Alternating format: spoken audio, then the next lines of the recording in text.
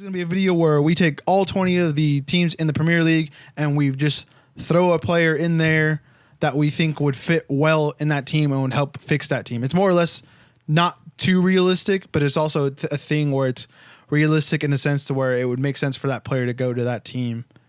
Either they get playing time or to move up a level.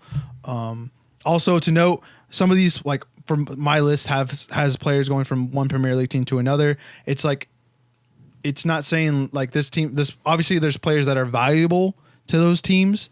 So in that scenario, we're not saying like they're going to get replaced or anything like that. We're just like they would fit there better.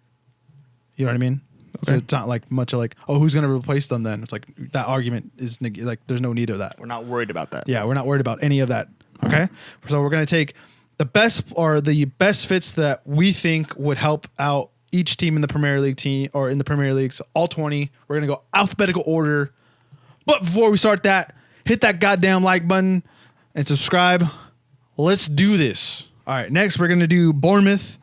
Mine are loan deals or permanent deals in the future. I have two of them actually. I just filled one in. I don't know. Sure. Did I have two on that one when I sent you it? For Bournemouth? Yeah. No. Okay. So I have two. I have a loan deal for Juan Mata, and then I have another loan deal for Hudson-Odoi.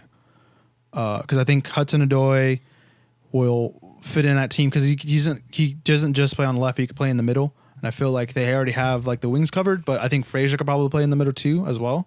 So, and then have those guys right behind the strikers that they have. I think it'd be better. I think this team is like 3 or 4 teams or 3 or 4 players away from like being like solidly mid-table competitive and then like slapping the feet of the top 6.